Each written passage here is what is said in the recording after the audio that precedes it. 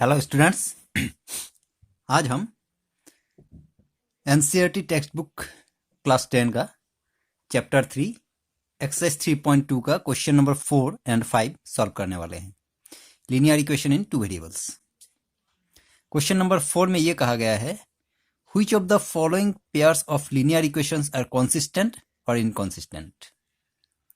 If consistent, obtain the solution graphically. अब consistent और inconsistent क्या होता है, ये हमने जब 3 नंबर सॉल्व किया था तब हमने देखा था कि कंसिस्टेंट वो होता है जिसका कोई सॉल्यूशन होता है और इनकंसिस्टेंट जिसका कोई सॉल्यूशन ना हो। तो कंसिस्टेंट इनकंसिस्टेंट पता करने के लिए सबसे पहले हमें इसका रेशियो पता करना पड़ेगा। तो उसके लिए a1 equal 1, b1 equal 1, c1 equal 5, फिर a2 equal 2, b2 equal 2 and c2 equal 10। अब a1 by a2 1 by 2, b1 by b2 ये भी 1 बाई 2 है and c1 by c2 5 by 10, यानी कि ये भी 1 बाई 2 ही होगा। तो हमें क्या मिला, ये तीनों रेशियो इक्वल मिला। a1 by a2 equal b1 by b2 equal c1 by c2। अगर तीनों रेशियो इक्वल है, देयरफॉर इट इज कॉन्सिस्टेंट। इसका मतलब ये कॉन्सिस्टेंट है क्योंकि इसका तीनों रेशियो इक्वल निकला। तो इसमें कहा गया था, if consistent obtain the solution graphically. तो अगर ये कॉन्सिस्टेंट है तो फिर इसका ग्राफिकल सॉल्यूशन भी ढूंढना पड़ेगा। तो ग्राफिकल सॉल्यूशन के लिए मैंने ऑलरेडी इसका ये बेस तैयार करके रखा हुआ है। ये 1 2 3 4 5 6 1 का स्केल लिया हुआ है इसमें। ये हो गया ओरिजिन 0 और इसका जो एक्स एंड वाई का वैल्यू वाला जो टेबल बनाना था वो भी यहाँ पे बना हुआ है। जो पहला इक्वेशन था x प्लस वाई इक्वल 5, उसके लिए हमने इस तरह से इसका टेबल तैयार किया। जब x का वैल्यू 2 लिया तो y का वैल्यू 3, x का वैल्यू 3 लेने पे y का वैल्यू 2, x का वैल्यू 4 लेने पे y का वैल्यू 1 आ गया। ये पहला वाला टेबल। और दूसरे वाले में ये है दूसरा वाला 2x प्लस 2y इक्वल 10। जब x का वैल्यू 1 लिया तो y का वैल्यू 4, x का वैल्यू -1 लेने से y का वैल्यू 6 और x का वैल्यू 2 लेने से y का वैल्यू 3। तो इस तरह से हमने इसको सॉल्व किया है। आप इसको नोट भी कर सकते हैं वीडियो को रोककर। अब इसका ग्राफ तैयार करना है। पहला पॉइंट हमारा आएगा 2 3, यानी कि x एक्सिस में 2 एंड y एक्सिस में 3। तो ये हमारा 2 3 वाला पॉइंट हो गया। 2 3, ये 2 और ये 3, ये हमारा पहला पॉइंट है। और दूसरा है 3 2, x एक्सिस में 3 y एक्सिस में 2, ये हो गया दूसरा पॉइंट 3 2। और थर्ड पॉइंट है 4 1, ये 4 x एक्सिस में y एक्सिस में 1। ये तीनों पॉइंट आ गया हमारा। अब इसका हम ये लाइन ड्रॉ कर लेते हैं। और जो हमारा सेकेंड इक्वेशन था उसके लिए पहला है 1 4 1 4, ये पॉइंट यहाँ पे आएगा 1 4 1 4। दूसरा है -1 6, तो दूसरा यहाँ पे आ जाएगा -1 6। और थर्ड है 2 3, तो 2 3 ऑलरेडी हमारा पॉइंट पहले से लगा हुआ है। ये है -1 6 -1 6। तो फिर इसका तीनों पॉइंट फिर उसी लाइन के ऊपर आया, यानी कि ये भी हमारा यही लाइन हो जाएगा। ऐसा होना ही था क्योंकि हमने पहले भी देखा था कि a1 by a2 equal b1 by b2 equal c1 by c2 आने से वो हो जाता है कोइंसिडेंट लाइन, यानी कि दूसरा वाला भी उसी लाइन के ऊपर ही आएगा। अब इसका अगर सॉल्यूशन ढूंढना है तो इसका कोई एक सॉल्यूशन हम नहीं बता सकते कि x इक्वल क्या है, y इक्वल क्या है, क्योंकि इसका इन्फिनिटली मेनी सॉल्यूशन, क्योंकि हर एक पॉइंट पे इसका एक एक सॉल्यूशन है। सेकंड में ये हमारा इक्वेशन दिया हुआ है x minus y equal 8 and 3x minus 3y equal 16। तो a1 b1 c1 and a2 b2 c2 ये हमारा आ गया। अब इसका रेशियो हम चेक करते हैं, a1 by a2 1/3, b1 by b2 -1 by -3, तो माइनस माइनस कैंसिल, यानी कि ये भी 1/3 हो जाएगा। और फिर c1 by c2, c1 by c2 8/16, 8/16 को 8 1 जा 8 2 जा 1/2। तो a1 by a2 1/3, b1 by b2 1/3, लेकिन c1 बाई c2 1/2। इसका मतलब ये हुआ कि a1 by a2 equal b1 by b2 not equal c1 by c2। अगर रेशियो ऐसा आया है, इसका मतलब ये हो गया इनकॉन्सिस्टेंट। तो फिर ये इनकॉन्सिस्टेंट, और अगर इनकॉन्सिस्टेंट है तो फिर इसका ग्राफिकल सॉल्यूशन हमें ढूंढना भी नहीं है। नंबर 3 में है 2x plus y minus 6 equal 0, 4x minus 2y minus 4 equal 0। तो इसका इस तरह से हमने ले लिया। अब इसका रेशियो चेक कर लेते हैं, a1 बाई a2 2/4, इसको हम काट सकते हैं तो 1/2 आ जाएगा। b1 बाई b2 1 बाई -2, यानी कि -1/2। तो a1 by a2 1/2, b1 by b2 -1/2। इसका मतलब ये दोनों अनइक्वल है। ये दोनों अगर अनइक्वल है तो फिर c1 बाई c2 करने की कोई जरूरत नहीं है। तो हम ये लिख देते हैं a1 by a2 not equal b1 by b2। अगर ये नॉट इक्वल है तो फिर ये कॉन्सिस्टेंट हो जाएगा। अगर ये कॉन्सिस्टेंट है तो फिर इसका ग्राफिकल सॉल्यूशन भी ढूंढना है। तो ग्राफिकल सॉल्यूशन के लिए ये ऑलरेडी मैंने इसका बेस प्रिपेयर किया हुआ है। ये पहला इक्वेशन, इसका ये टेबल है। x का वैल्यू 2 लेने पे y का भी 2 आ गया, x का वैल्यू 3 लेने पे y का वैल्यू 0 आ रहा है, और x का वैल्यू 1 लेने पे y का वैल्यू आ रहा है 4।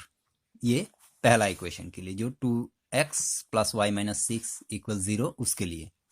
और जो सेकेंड इक्वेशन है 4x minus 2y minus 4 equal 0, उसका ये टेबल है। जब x का वैल्यू 1 लिया तो y का वैल्यू आया 0, x का वैल्यू 2 लेने पे y का वैल्यू 2, एंड x का वैल्यू 3 लेने पे y का वैल्यू 4। अब इसका हम ग्राफ तैयार करते हैं। तो हमारा जो पहला पॉइंट है वो है 2 and 2, x का वैल्यू 2, y का वैल्यू 2, ये हो गया 2 2। सेकेंड पॉइंट है 3 0, x का वैल्यू 3, y का वैल्यू 0, तो 3 0 का पॉइंट यहीं पे रहेगा 3 0। और थर्ड पॉइंट है 1 4, x का वैल्यू 1, y का वैल्यू 4, तो ये पॉइंट आएगा यहाँ पे। तो ये 3 पॉइंट आ गया। तो ये पहला वाला लाइन हम ड्रॉ कर लेते हैं। और जो हमारा सेकेंड इक्वेशन था उसका पहला पॉइंट था 1 0, तो ये यहीं पे रहेगा। अच्छा, इसका लिखना था 1 4 1 4, तो ये 1 0, ये पॉइंट हो गया 1 0।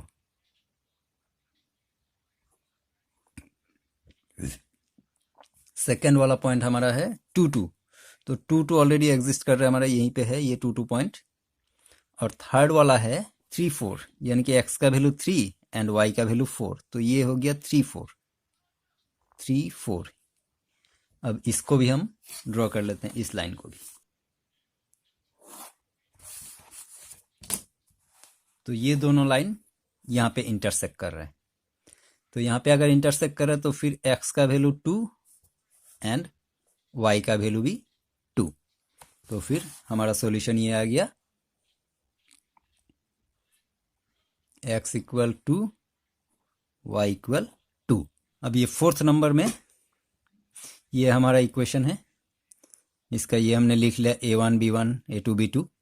अब रेशियो चेक करते हैं, a1 बाई a2 2/4, कैंसिल करने से 1/2, b1 by b2 -2/-4, minus minus cancel, इसको भी करने से 1/2 आएगा।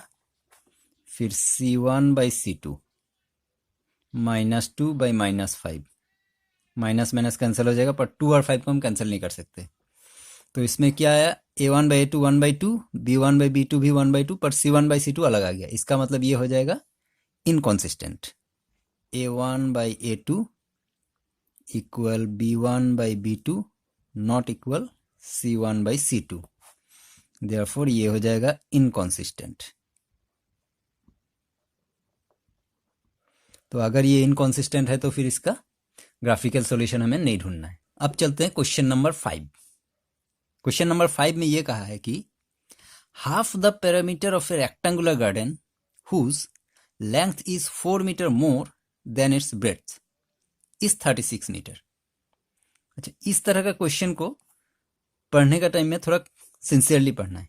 अब जैसे कि half the parameter of a rectangular garden के बाद यहाँ पे अगर कॉमा दिया है, इसका मतलब नेक्स्ट कॉमा के बाद इसको आगे कंटिन्यू करना है, यानी कि half the parameter of a rectangular garden is 36, यानी कि उस पैरामीटर रेक्टेंगुलर गार्डन का जो पैरामीटर है, पैरामीटर का हाफ है 36, whose length is 4 metre more than its breadth, और उसका लेंथ ब्रेड्थ से 4 मीटर ज्यादा है। तो एक रेक्टेंगुलर गार्डन है। अब रेक्टेंगल का पैरामीटर क्या होता है, इसका दोनों लेंथ और दोनों ब्रेड्थ को जोड़ने से, ऐड करने से, तब इसका पैरामीटर आता है। तो अगर ये बोल रहे हैं कि इसका हाफ पैरामीटर 36 है, तो हाफ पैरामीटर यानी कि एक लेंथ और एक ब्रेड्थ को ऐड करने से हो जाएगा हाफ पैरामीटर। अच्छा, तो क्योंकि लेंथ ब्रेड्थ से ज्यादा होता है, तो लेंथ को ही हम पहले x कंसीडर करते हैं। लेट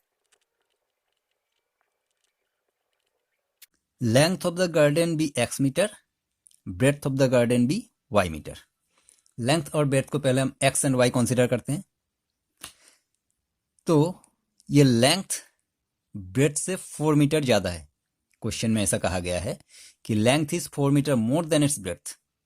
अगर लेंथ ब्रेड्थ से 4 ज्यादा है तो फिर लेंथ और ब्रेड्थ को माइनस करने से आएगा 4, यानी कि पहला इक्वेशन अकॉर्डिंग टू क्वेश्चन, हमारा पहला इक्वेशन आ जाएगा x माइनस वाई इक्वल 4। क्योंकि लेंथ ब्रेड्थ से 4 ज्यादा है तो फिर दोनों को माइनस करने से 4 आएगा। ये इक्वेशन नंबर 1। और फिर half the parameter is 36, parameter का हाफ 36, यानी कि एक लेंथ और एक ब्रेड्थ को प्लस करने से 36। तो फिर ये हो गया लेंथ और ये ब्रेड्थ, इसको प्लस करने से आएगा 36, इक्वेशन नंबर 2। फिर बोला कि find the dimensions of the garden. Dimension यानी कि इसका लेंथ और ब्रेड्थ क्या है, ये ढूंढना है हमें। तो लेंथ ब्रेड्थ पता करने के लिए इसका ग्राफिकल सॉल्यूशन करना पड़ेगा, फिर हम बता पाएंगे कि एक्चुअल में इसका लेंथ और ब्रेड्थ क्या है।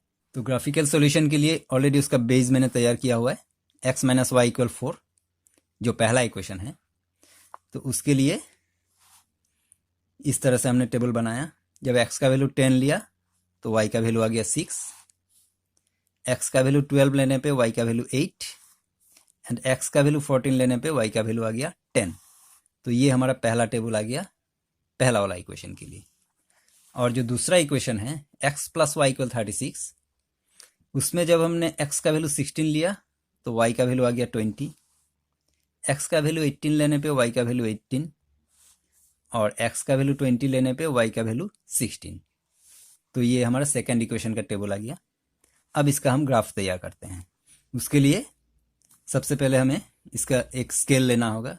मैंने यहाँ पे 2 का स्केल लिया है, 2 4 6 8, इस तरह से यहाँ पे भी 2 4 6 8। अच्छा, अब जो पहला हमारा पॉइंट दिखा रहा है वो है 10 एंड 6, यानी कि x का वैल्यू 10 एंड y का वैल्यू 6। तो फिर ये आ जाएगा यहाँ पे, ये हो गया 10 6 10 6। दूसरा है 12 8, x का वैल्यू 12 एंड y का वैल्यू 8। तो 12 8, ये यहाँ पे आ गया 12 8। और थर्ड पॉइंट है 14 10 14 10, x का वैल्यू 14 y का वैल्यू 10। तो इसका हम लाइन ड्रॉ कर लेते हैं। ये इसका लाइन बन गया। अब सेकेंड वाले इक्वेशन के लिए हम ग्राफ तैयार करते हैं। पहला है 16 20, 16 x का वैल्यू एंड y का वैल्यू 20। तो फिर ये पॉइंट आ जाएगा यहाँ पे 16 20। दूसरा है 18 18, ये हो गया x का 18, तो फिर y का 18 यहाँ पे, ये पॉइंट हो गया 18 18 18 18। और फिर है x का वैल्यू 20, ये हो गया x का वैल्यू 20 एंड y का वैल्यू 16, ये आ गया ये पॉइंट 20 16। तो इन तीनों पॉइंट के लिए भी अब हम लाइन ड्रॉ कर लेते हैं। तो ये हमारा दोनों ग्राफ तैयार हो गया। अब इसके सॉल्यूशन को देखते हैं हम। ये दोनों ग्राफ यहाँ पे मीट कर रहा है इस पॉइंट पे। तो इस पॉइंट से अगर हम नीचे आ जाएं तो हमें क्या मिलेगा 20, यानी कि x का वैल्यू 20 और फिर इस पॉइंट से y का वैल्यू 16। इसका मतलब क्या निकला, x का वैल्यू 20 एंड y का वैल्यू 16। तो हमने लेंथ लिया था x एंड ब्रेड्थ लिया था y। तो फिर लेंथ और ब्रेड्थ हमें फाइंड करना था। तो x का वैल्यू अगर 20 आया तो फिर हम ये लिखते हैं therefore length of the garden